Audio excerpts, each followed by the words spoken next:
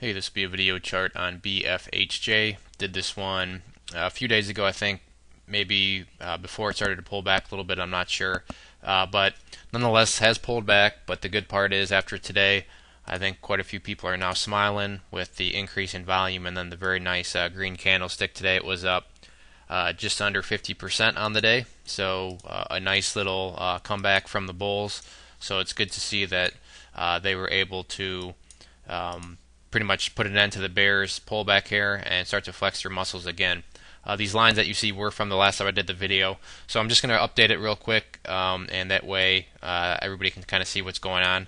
So the first thing that should be updated was we'll kind of go through a little history. So at this point in time, both of these support levels would have been needed to change to red lines because supports become resistances when they're broken through to the downside. So these would have been red, and that's what the chart would have looked like here. You had the 10-day simple moving average right there, that blue line swooping up, hopefully holding support. I do believe I mentioned that this 200-day was the must-hold level, so it was good to see that that never fully went down. The next day happened, which was today. You can see that it did find some support right here at the 10-day simple moving average, and then the price bounced back up. So with today's action, this line is now back to being a support because the price closed above it. However, you can see this is exactly where the price got knocked down today. This previous resistance, or this previous support that returned to resistance again, is now acting right back as resistance. So this line is going to stay red, and in the short term, this 005 level right here is going to be one of the key areas of resistance that the bulls will need to get back above if they're going to push towards these new heights. Now, in terms of other resistances, pretty easy. This one obviously is still up here right around the James Bond level of 007.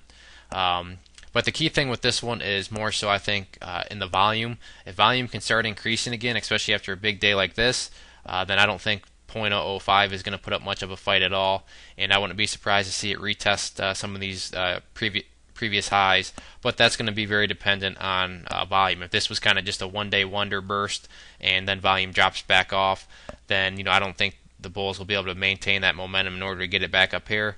But if they can keep it above probably 50 million shares, I think it's got a good chance to break through these resistances and hopefully take a run up here at the James Bond level. But it's going to be very dependent on volume. Now, if the price decides it wants to go sideways again, or drop down a little bit, then that's where we do want to see volume drop off. Perfect example here, kind of a real life example. During this pullback, you can see exactly what volume did. That's what you want to see happen when it was pulling back. Volume was decreasing, and then on this upwards bounce day, volume came back strong. So this is, pretty much looks like you could put this one in a textbook because it's a textbook example of decreasing volume on the pullback, and then when you start to see some upwards motion, you see volume increasing back to the upside. So real quick in a nutshell, 0.005, which was a support, is back to being a resistance now, and that's where the bulls bumped their head today. And then after that, really the next resistance isn't up until these previous highs, which is right around the 007 James Bond level.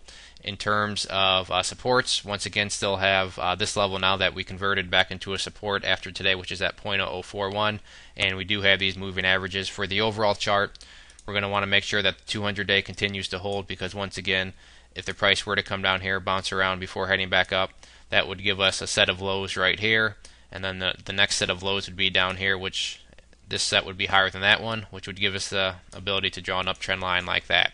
So if there are any other questions on the chart, or if I missed something, please let me know. If not, I'd encourage you to check out bullwarriorstocks.com. If you go there and sign up for the free newsletter, you'll be sent a free ebook, and with your newsletter subscription, you'll get chart setups, trade ideas, educational pieces, all sorts of things from penny stocks up to big boards. So there's a good variety, something for everybody. It is all free, so I'd encourage you to head to the website, sign up, and see what it's all about. One more time, this is BFHJ. Thanks for listening.